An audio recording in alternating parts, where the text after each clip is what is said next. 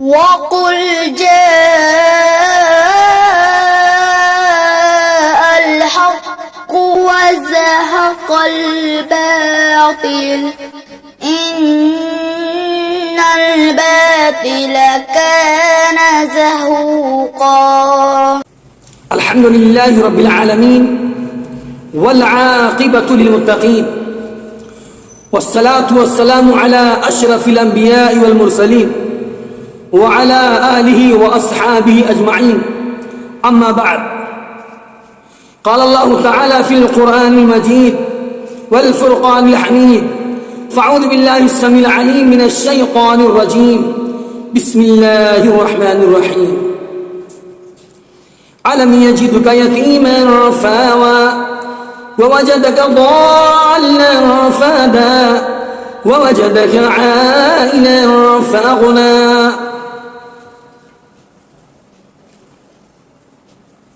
حاضرین کرام، سامعین مکرم، ناظرین محترم، اللہ سبحانہ و تعالی کی مدد اور اس کی توفیق سے آج کے اس مختصر وقت میں جس موضوع کو لے کر حاضر خدمت ہوا ہوں وہ ہے سیرت النبی جناب محمد رسول اللہ صلی اللہ علیہ وسلم. اس موضوع کا انتخاب میں نے اس لیے کیا ہے کہ آج کے اس ٹیکنالوجی دور میں، آج کے اس دور میں جناب محمد رسول اللہ صلی اللہ علیہ وسلم کی سیرت کو بیان کرنا بہت ضروری ہے. آئے دن جناب محمد رسول اللہ صلی اللہ علیہ وسلم کی شان میں گستاخیاں ہوتی ہیں. گستاخیاں اور آپ کی توہین، کہیں کوئی بدزبانی کر کے کرتا ہے، توہین آمیز کلمات بکتا ہے، کہیں جناب محمد رسول اللہ صلی اللہ علیہ وسلم کی شخصیت پر کارٹون بطور استہزاء کے بناتے ہیں. تو ایسے پرآشوب دور میں ہم تمام مسلمانوں کی ذمہ داری بنتی ہے کہ جناب محمد رسول اللہ صلی اللہ علیہ وسلم کی سیرت کو جانیں، آپ کی سیرت کو پڑھیں، جناب محمد رسول اللہ صلی اللہ علیہ وسلم کی سیرت کو سنیں. امام کائنات جناب محمد رسول اللہ صلی اللہ علیہ وسلم پر مشرکین اعدائے اسلام طرح طرح کے الزامات لگاتے ہیں، بہتان لگاتے ہیں. ان اعدائے اسلام کے بہتان کا ازالہ کرنے کے لیے ہمیں نبی کی سیرت کو جاننا ضروری ہے، نبی کے اسوہ کو سمجھنا ضروری ہے. پیغمبر اسلام جناب محمد رسول اللہ صلی اللہ علیہ وسلم کی دفاع اور آپ کی ڈیفنس کرنا ہم مسلمانوں کی مشترکہ ذمہ داری ہے. ایسے حالات میں اگر ایک مسلمان جب نبی کائنات جناب محمد رسول اللہ صلی اللہ علیہ وسلم کی سیرت کو نہیں سمجھے گا، اس کو نہیں معلوم ہوگا، اس کو نہیں پتا ہوگا، تو بھلا کیسے ڈیفنس کرے گا، کیسے دفاع کرے گا؟ لہذا ضروری ہے کہ اللہ کے نبی کی سیرت کو سمجھیں، آپ کے اسوہ کو، آپ کے پیغام کو سمجھیں اور اس کو جانیں. آئیے اللہ سبحانہ و تعالیٰ نے جناب محمد رسول اللہ صلی اللہ علیہ وسلم کی ولادت با سعادت سے قبل جو حالات تھے، جو حالات پائے جاتے تھے، سیرت نگاروں نے، سیرت کے لکھنے والوں نے اپنی اپنی سیرت کی کتابوں میں لکھا ہے کہ جناب محمد رسول اللہ صلی اللہ علیہ وسلم کے دادا عبد المطلب نے اللہ سبحانہ و تعالیٰ سے نذر مانا تھا کہ اللہ اگر تو مجھے 10 بیٹے عطا کر دے تو میں ان بیٹوں میں سے ایک بیٹے کو تیرے راستے میں ذبح کر دوں گا. اور اللہ کے حبیب جناب محمد رسول اللہ صلی اللہ علیہ وسلم کے والد محترم جناب عبداللہ کو ذبیح اللہ ثانی کہا جاتا ہے. چنانچہ جب جناب عبداللہ کو ذبح کرنے کا وقت آیا تو اس وقت عرب میں زمانے جاہلیت میں ایک خاتون کاہنہ تھی، اس کے پاس گئے پریشانی کے عالم میں کہ میں عدد خواب دیکھتا ہوں، کیا کروں؟ چنانچہ اس کاہنہ خاتون نے کہا کہ سردار آپ ایسا کیجئے کہ جب عبداللہ کا نام آ رہا ہے یا عبداللہ کی قربانی کی نظر آپ نے مان لی ہے تو ایسی صورت میں آپ ان کی عوض میں 10 اونٹوں کو ذبح کر دیں اور پھر قرآن اندازی کریں، اگر جو ہے عبداللہ کا نام آتا ہے تو پھر 10 اونٹ اور بڑھا دیں۔ اس طرح کرتے کرتے 100 اونٹ ہو گئے قربانی، 100 اونٹ ذبح کرنے کا وقت آ گیا، چنانچہ قرآن دادی کی گئی تو اونٹوں کے نام کی پرچی نکلی، چنانچہ سردار عبد المطلب نے اپنے فرزند عبداللہ کو بچا لیے اور 100 اونٹ اللہ کے راستے میں انہوں نے قربان کر دیا۔ چنانچہ جناب محمد رسول اللہ صلی اللہ علیہ وسلم پیدا ہونے والے تھے عبداللہ کے ذریعے سے، اس لیے اللہ سبحانہ و تعالی نے ان کو ذبح ہونے سے بچا لیا۔ اور جناب عبد المطلب نے چاہے زمزم کی کھدائی کا معاملہ درپیش آیا، کئی ایک لوگ آئے پتہ لگانے کے لیے، چاہے زمزم کا پتہ نہیں لگ رہا تھا، چنانچہ اللہ سبحانہ و تعالیٰ نے بطور خواب میں بتایا یہاں سے کھدائی کیجئے، چنانچہ چاہے زمزم کی کھدائی کی گئی اور جو ہے صحیح صورتحال سے آگاہ کیا گیا۔ اور دوسرا واقعہ یہ ہے کہ اللہ کے حبیب جناب محمد رسول اللہ صلی اللہ علیہ وسلم کی ولادت با سعادت سے قبل یمن کا جو بادشاہ تھا ابرہا نے اپنے یمن کے اندر، اپنے ملک کے اندر ایک ایسا عبادت خانہ بنوایا تھا اور لوگوں سے کہا کہ لوگوں تمہیں مکہ جانے کی، خانہ کعبہ میں جا کے طواف کرنے کی قطعا ضرورت نہیں ہے، تم لوگ یمن میں آگے طواف کرو یا یمن میں آ کے عبادت کرو جو ہم نے گھر بنوایا ہے۔ چنانچہ کوئی شخص اس گھر کے اندر خلافت کر دیا اور وہ آدمی جو بادشاہ تھا یمن کا، اسلام خانہ کعبہ کی دشمنی میں وہ ہاتھیوں کا لشکر لے کر ایک جم خفیر کی تعداد لے کر آیا کہ خانہ کعبہ کو ہم تہس نہس کر دیں گے، استغفر اللہ۔ چنانچہ خانہ کعبہ پہنچتے پہنچتے وہ جو ہے اللہ کی عذاب کا شکار ہو گیا۔ ابابیل پرندوں کے ذریعے سے اللہ سبحانہ و تعالیٰ نے اس پر ایسی کنکریاں برسایا گیا ان ابابیل پرندوں کے ذریعے سے کہ اس کی تمام کی تمام فوج، ہاتھی سارے کے سارے ہلاک و تباہ ہو گئے۔ چنانچہ وہ ابرہہ جو تھا اپنے وطن پہنچتے پہنچتے وہ بھی تباہ ہو گیا، مر گیا۔ اللہ سبحانہ و تعالیٰ نے سورہ فیل کے اندر اس کا نقشہ کھینچا ہے، فَجَعَلَهُمْ كَعَصْفٍ مَأْكُولٍ، کھائے ہوئے بھوسے کے مانند ہو گئے۔ اس طرح اللہ سبحانہ و تعالیٰ نے اس ظالم بادشاہ کے شر سے، اس کے فتنے و فساد سے اللہ سبحانہ و تعالیٰ نے خانہ کعبہ کو بچایا۔ یہ پیغام ہے، اس واقعے کے اندر پیغام یہ ہے کہ اللہ سبحانہ و تعالیٰ جناب محمد رسول اللہ صلی اللہ علیہ وسلم کو دنیا میں بھیجنے والے تھے، خانہ کعبہ کی حفاظت کرنے والے، توحید کی دعوت کو عام کرنے والے جناب محمد رسول اللہ صلی اللہ علیہ وسلم تشریف لانے والے ہیں۔ اللہ کے حبیب جناب محمد رسول اللہ صلی اللہ علیہ وسلم کی تاریخ ولادت با سعادت، آپ کی پیدائش کے تعلق سے سیرت نگاروں نے کئی ایک بات لکھا ہے، لیکن محقق بات یہ ہے جس پر تمام سیرت نگار جو ہے متفق ہیں کہ آپ صلی اللہ علیہ وسلم 9 ربیع الاول دوشنبہ کے دن پیدا ہوئے۔ اس پر تمام سیرت نگار جو ہے متفق ہیں۔ اللہ کے حبیب جناب محمد رسول اللہ صلی اللہ علیہ وسلم جب پیدا ہوئے تو طرح طرح کے عجائبات کا ظہور ہوا۔ چنانچہ جناب عبداللہ کا انتقال ہو گیا، یتیم پیدا ہوئے۔ اللہ کے حبیب جناب محمد رسول اللہ صلی اللہ علیہ وسلم یتیمی کی حالت میں پیدا ہوئے، اور مکے میں اس زمانے کا دستور تھا کہ گاؤں دیہات کی خواتین آتی تھیں، بچوں کو لے کے جاتی اپنے دیہات میں، ان کی پرورش کرتی، ان کو عربی سکھاتی تاکہ زبان اچھی ہو جائے، فساد و بلاغت ان کے اندر آ جائے۔ اللہ کے حبیب جناب محمد رسول اللہ صلی اللہ علیہ وسلم کو لینے کے لیے دائی حلیمہ مکے میں آتی ہیں، وہ بھی سوچتی ہیں کہ یہ بچہ یتیم ہے، مجھے یہاں سے کچھ نہیں ملے گا۔ چنانچہ پہلی بار ملاقات کرتی ہیں، پھر واپس جاتی ہیں اور دوسرے بچوں کی تلاش میں نکلتی ہیں، الغرض کوئی بچہ نہیں پاتی ہے۔ پھر جو ہے ان کے خامد وہ دونوں نے کہا کہ چلو اسی یتیم بچے کو لے لیتے ہیں، کچھ نہ کچھ تو ملے گا، نہیں تو ہمارے قوم کے لوگ، قبیلے کے لوگ یہ کہیں گے کہ دائی حلیمہ خالی ہاتھ واپس آئی ہیں۔ دائی حلیمہ کہتی ہے کہ میں نے جب اس بچے کو لے کے اپنے لاغر دبلی پتلی گدھی پہ سوار ہوئی تو ہم پیچھے رہ گئے تھے، چنانچہ ہم نے جب محمد کو اپنے گود میں لیا اور چلنے لگے تو ہماری گدھی کے اندر جان پیدا ہو گئی، وہ گدھی جو لاغر کمزور تھی چلنے میں قبیلے والوں کو پیچھے چھوڑ دیا، سب سے آگے بڑھ گئی، ہماری پستان سے ہمارا بچہ بڑی مشکل سے اس کا پیٹ بھرتا تھا، اللہ تبارک و تعالیٰ نے اس بچے کے ذریعے سے اتنا شکم شیر کر دیا کہ دونوں بچے شکم شیر ہو کے پیتے تھے۔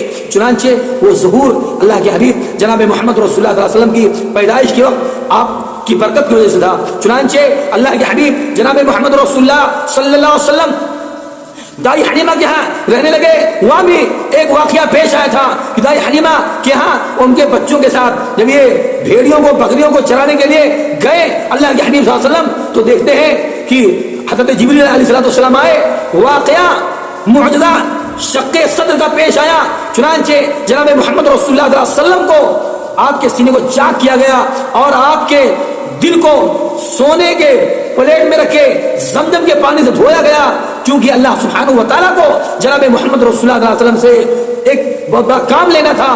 تاریخ انسانی میں سب سے پہلا آپریشن جناب محمد رسول اللہ علیہ وسلم کا ہوا، ان کے بچے گھبرا گئے، دیر کے مارے آئے، گھر میں بولنے لگے کہ محمد کے ساتھ صلی اللہ علیہ وسلم اس طرح کے واقعات پیش آئے۔ جناب محمد رسول اللہ صلی اللہ علیہ وسلم نے پوچھا گیا تو آپ نے کہا مجھے کچھ یاد نہیں، البتہ راوی کا بیان ہے کہ جو ہے آپ صلی اللہ علیہ وسلم کے سینے پر وہ ٹانکے کے نشانات تھے۔ چنانچہ یہ واقعہ پیش آیا دائی حلیمہ کے ہاں جب تھے تب کا یہ واقعہ پیش آیا تھا۔ اس کے بعد سامعین مکرم، اللہ کے حبیب جناب محمد رسول اللہ صلی اللہ علیہ وسلم اپنی والدہ ماجدہ کے ساتھ اپنے ننیحال مدینہ منورہ گئے ہوئے تھے، راستے میں لوٹ رہے تھے، ان کی والدہ کا انتقال ہو گیا، بی بی آمینہ کا انتقال ہو گیا اور اس وقت آپ کی عمر 6 برس کی تھی۔ آپ کی والدہ کو ابوا کے مقام پر دفن کیا گیا، آپ کے ساتھ خادمہ تھی، آپ کو لے کے مکہ آئی۔ چنانچہ اللہ کے حبیب جناب محمد رسول اللہ علیہ وسلم جناب سردار عبد المطلب کے زیر نگرانی پرورش میں تھے۔ جب ان کا آپ صلی اللہ علیہ وسلم کی عمر 8 برس کی ہوئی تو عبد المطلب کا بھی انتقال ہو گیا، وہ عبد المطلب کہ جن کا مسند جو ہے خانہ کعبہ میں لگایا جاتا، جن کی مسند خانہ کعبہ میں بچھائی جاتی تھی، گاؤں تکیے لگائے جاتے، اللہ کے حبیب جناب محمد رسول اللہ علیہ وسلم کو اپنی بغل میں بٹھاتے، اور حالانکہ اللہ کے نبی صلی اللہ علیہ وسلم کے جو چچا لوگ تھے وہ روکتے تھے، پکڑ کے کھینچ لیتے تھے، نہیں تو نہیں بیٹھنا، وہ جو ہے دادا جان بیٹھیں گے، مگر جناب عبد المطلب جو تھے ان کو اپنے پاس بٹھاتے، عزت دیتے تھے۔ وہی عبد المطلب اپنے بیٹوں کو وہ مقام نہیں دیتے تھے جو عزت ان کو ملتی تھی۔ جب یہ پیدا ہوئے لوگوں نے پوچھا کہ اے سردار عبد المطلب آپ نے کیا نام رکھا ہے؟ آپ نے عربوں سے ہٹ کے الگ نام رکھا ہے، رسم و رواج کے مطابق آپ نے الگ نام رکھا۔ کہا میں نے محمد اس لیے رکھا ہے تاکہ میرے بیٹے کا نام دنیا میں بھی روشن ہو اور آخر میں بھی اس کا نام روشن رہے۔ چنانچہ وہی سردار عبد المطلب کا انتقال ہوا اور اس کے بعد جو ہے چچا ابو طالب کی پرورش میں آ گئے۔ ابو طالب ایمان نہیں لائے تھے، چنانچہ ابو طالب کے ساتھ جو ہے جب اور تھوڑا اور بڑے ہوئے تو ان کے ساتھ جانے لگے۔ روایات کے اندر آتا ہے کہ عبد المطلب کے جنازے میں جناب محمد رسول اللہ علیہ وسلم حالانکہ 8 برس کے تھے پیچھے چل رہے تھے آپ کے جنازے میں۔ یہ اللہ کے نبی جناب محمد رسول اللہ علیہ وسلم کی سیرت نگاروں نے لکھا ہے۔ جب اور بڑے ہوئے ابو طالب کے ساتھ ملک شام تجارت کی غرض سے سفر میں جانے لگے تو وہاں کے جو پادری لوگ تھے، جو نصارہ لوگ تھے، پہچان لیا، کہا یہ بچہ آگے چل کے مستقبل میں چل کے نبی ہونے والا ہے، اے ابو طالب اس کو واپس بھیج دو۔ چنانچہ ان کو واپس بھیج دیا گیا۔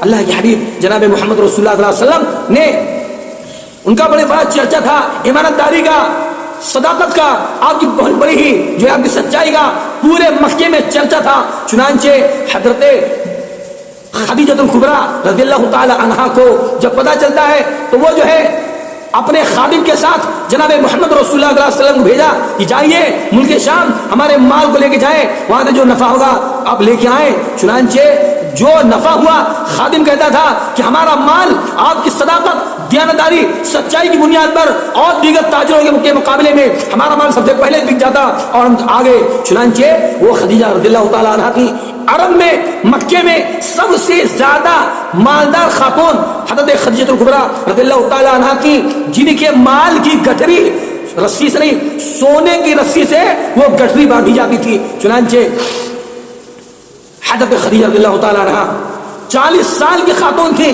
جناب محمد رسول اللہ صلی اللہ علیہ وسلم سے نکاح کا پیغام بھیج دیا. حالانکہ مکے میں ایک سے ایک لوگ تھے، عرب تجار تھے، وہ جو ہے نکاح کا پیغام بھیجا تھا ان کے بعد، مگر حضرت خدیجہ رضی اللہ تعالیٰ عنہ نے سب کے پیغام کو رد کر دیا اور جناب محمد رسول اللہ صلی اللہ علیہ وسلم سے اپنی نسبت کو برقرار رکھا. آپ نے ان سے نکاح کر لیا. جناب محمد رسول اللہ صلی اللہ علیہ وسلم کی عمر شریف نکاح کے وقت 25 برس کی تھی اور اما خدیجہ الکبریٰ رضی اللہ تعالیٰ عنہ کی عمر اس وقت 40 برس کی تھی. کہاں ہیں وہ لوگ بدبادر قسم کے لوگ جو اللہ کے حبیب جناب محمد رسول اللہ صلی اللہ علیہ وسلم سے طرح طرح کی الزامات لگاتے ہیں، طرح طرح کی مغلظات بکتے ہیں، طرح طرح کی توہینآمیز کلمات کہتے ہیں، نہ معلوم کہتے کلمات بکتے ہیں. علامہ الحفیظ اللہ سبحانہ و تعالیٰ نے جناب محمد رسول اللہ صلی اللہ علیہ وسلم کی کیسے کیسے حفاظت کی. اللہ تبارک و تعالیٰ نے جناب محمد رسول اللہ صلی اللہ علیہ وسلم کو کس طرح ان کی حفاظت کی گئی، آئیے میں آپ کو بتا دے چلوں. اللہ کے حبیب نبوت سے قبل صلی اللہ علیہ وسلم نبوت سے قبل حرا غار میں جایا کرتے تھے، اللہ کی طرف لو لگاتے، اللہ سبحانہ و تعالیٰ کی طرف دھیان لگا کے بیٹھتے، کفر سے شرک سے برات کا اظہار کرتے تھے. چنانچہ ایک ایک ہفتہ جا کے اس غار میں اللہ کی یاد میں لگے رہتے. اما خدیجہ رضی اللہ تعالیٰ عنہ ستو پانی اور خردنوش لے کے وہاں پہنچا دیا کرتی تھی، اللہ کی یاد میں لگائے رہتے تھے. ایک دن ایسا ہوا کہ حضرت جبریل علیہ السلام آئے اور کہا اللہ کے نبی صلی اللہ علیہ وسلم اقرا. آپ نے فرمایا ما انا بقاری. 3 بار آپ نے فرمایا اقرا. آپ نے کہا میں پڑھا لکھا نہیں ہوں. چنانچہ روایت کے اندر آتا ہے، صحیح بخاری کی روایت، فقطنی خطا شدیدا، حضرت جبریل علیہ السلام نے اپنے سینے سے لگایا، بھیجا اور کہا پڑھیے اقرا بسم ربک الذی خلق. چنانچہ آپ نے پڑھا. اللہ کے نبی فرماتے ہیں کہ میں نے جبریل کو اس دن ان کی اصلی شکل و صورت میں دیکھا. وہاں سے ہانپتے کانپتے جب گھر پہ پہنچتے ہیں، اما خدیجہ سے کہتے ہیں کہ جو ہے زملونی مجھے کمبل اڑاؤ، مجھے چادر اڑاؤ. چنانچہ آپ کو چادر اڑایا جاتا ہے، آپ کے اوپر کمبل ڈال دیا جاتا ہے. کہتے ہیں خدیجہ مجھے میری جان کا خطرہ ہے، کہیں ایسا نہ ہو میں ضائع ہو جاؤں، ہلاک ہو جاؤں. اما خدیجہ ایک خاتون وفا شعار خاتون کہتے ہیں اللہ کے نبی صلی اللہ علیہ وسلم اللہ آپ کو ضائع اور رسوا نہیں کرے گا. آپ تو ایک ایسے شخص ہیں جو غربا مساکین کے لیے کماتے ہیں، ان کے دکھ میں کام آتے ہیں، اللہ آپ کو ضائع نہیں کرے گا. چنانچہ حضرت خدیجہ الکبریٰ رضی اللہ تعالیٰ عنہ اپنے چچے زاد بھائی ورقہ بن نوفل کے پاس جاتے ہیں. ورقہ بن نوفل اس وقت انتہائی عیسائی ہو چکے تھے، عیسائی عالم تھے. گئے لے کے پورا واقعہ بتایا. حضرت ورقہ بن نوفل نے کہا کہ ایک وقت ایسا آئے گا کہ یہی مکہ والے آپ کو جلا وطن کر دیں گے، مکے سے نکال دیں گے. اگر میں اس وقت زندہ رہا تو میں آپ کی بھتیجے پوری مدد کروں گا. اور مجھے لگتا ہے کہ جو ناموس حضرت موسیٰ علیہ السلام کے پاس آتے تھے، یعنی جو فرشتہ ان کے پاس آتا تھا وہی فرشتہ آپ کے پاس آیا ہے. اللہ کے نبی صلی اللہ علیہ وسلم کو تعجب ہوا کہ مجھے میری قوم کے لوگ باہر نکال دیں گے. آئیے سنتے ہیں حضرت خدیجہ رضی اللہ تعالیٰ عنہ ان کی سیرت، ان کے تعلق سے چند بات یہ ہے. اما خدیجہ رضی اللہ تعالیٰ عنہ کی شخصیت کوئی معمولی شخصیت نہ تھی. جناب محمد رسول اللہ صلی اللہ علیہ وسلم کے عقد میں آنے کے بعد آپ نے اپنے غلام کو نبی محترم کی خدمت کے لیے مامور کر دیا. اور اما خدیجہ نے کہا کہ اللہ کے نبی یہ میرا مال ہے، آپ جہاں چاہے اسلام کی نشر و اشاعت کے لیے، اس کی تحفظ، اس کی بقا کے لیے میرے مال کو خرچ کیجیے. اللہ اکبر. حضرت جبریل علیہ السلام آتے ہیں، اللہ کے نبی حجرے میں بیٹھے ہوئے ہیں. حضرت جبریل آتے ہیں، کہتے ہیں اللہ کے نبی صلی اللہ علیہ وسلم آپ کے پاس تھوڑی ہی دیر میں، یعنی تھوڑی اثنا میں، چند منٹ میں آپ کے پاس ایک خاتون آنے والی ہے. ان کے ہاتھ میں سالن کا پیالہ ہوگا. وہ جب آپ کے پاس آ جائے تو ان سے کہنا کہ اللہ سبحانہ و تعالیٰ نے آپ کو سلام بھیجا ہے. یہ وہ شخصیات تھیں، وہ یہ واجبات مطہرات تھیں جن کے لیے اللہ سبحانہ و تعالیٰ کا پیغام آتا تھا، سلام آتے تھے. میرے بھائیو، جناب محمد رسول اللہ صلی اللہ علیہ وسلم کہ دنیا میں جو آنے کا مقصد ہے وہ مقصد یہ ہے کہ لوگوں کو شرک سے روکیں، توحید کی طرف لائیں، لوگوں کو زمانے جاہلیت کی بدعقیدگی سے بچائیں، اسلام کی تعلیمات پر عمل کرائیں. اور اسلام کی تحفظ اور بقا کس میں ہے؟ جناب محمد رسول اللہ صلی اللہ علیہ وسلم کی سیرت کو اپنانے میں ہے. آج سیرت کو چھوڑ کے، نبی کا طور طریقہ چھوڑ کے صرف ہم جو ہے عید میلاد النبی کو بس زور دیتے ہیں. اللہ کے نبی کا پیغام کیا تھا؟ اللہ سبحانہ و تعالیٰ نے جناب محمد رسول اللہ صلی اللہ علیہ وسلم کو دنیا میں کیوں مبعوث فرمایا؟ اس کا واحد مقصد یہ تھا کہ لوگوں توحید کی طرف آؤ، شرک سے باز رہو، شرک سے دور رہو، کفر سے دور رہو، اللہ کو پہچانو. اللہ کو پہچانو, اللہ کی معرفت کا علم حاصل ہو. جب ایک بندہ, جب ایک مومن جناب محمد رسول اللہ صلی اللہ علیہ وسلم کی سیرت کو پڑھے گا, سیرت پہ عمل کرے گا, تب وہ نبی کا دفاع کر سکتا ہے.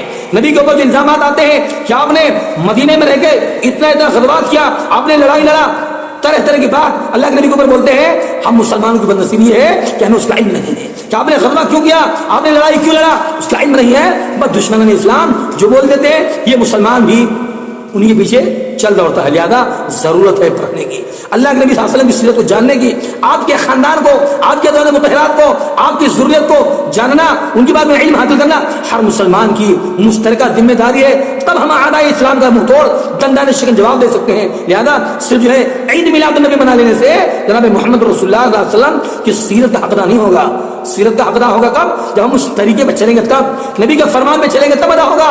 اللہ کی حبیب جناب محمد رسول اللہ صلی اللہ علیہ وسلم کی لائی شریعت کی اتباع کریں گے, تب آپ کی سیرت کا حق ادا ہوگا. بھائیو ضرورت ہے کہ ہم اس کو پڑھیں, اس پہ عمل کریں. آئیے دعا کرتے ہیں اللہ سبحانہ و تعالیٰ سے کہ اللہ تعالیٰ ہم سب کو جناب محمد رسول اللہ صلی اللہ علیہ وسلم کی سیرت کو جاننے کی, پہچاننے کی اور آپ کے طریقے پر, آپ کے اسوے پر عمل کرنے کی مولا توفیق عطا فرمائے. آمین. وآخر دعوانا الحمدللہ رب العالمین, والسلام علیکم ورحمۃ اللہ وبرکاتہ.